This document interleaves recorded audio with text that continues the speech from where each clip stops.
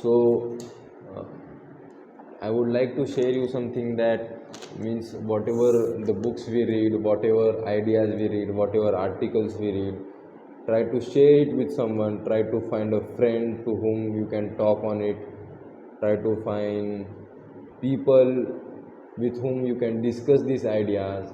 Just because as I read this book, I discussed with my one friend who has also read him, and from last 2 days I was spending a lot of time being sad and revolving my mind from certain things which are not really important for me. But I don't know why I gave a lot of fuck to it, and I gave a time spending thinking on it. And I thought if I would think on it, it would give me a solution, which probably not, because thinking on it created more problems. And I realized that I was going under a feedback loop from the one friend with whom I was discussing the book. He said that I am not reading that book properly, and then I realized that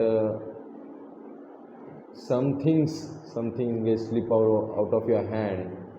But if there is some person or someone you know who also has same ideology as you have, he can help you sometimes if you share your problems with him. Because there are sometimes when you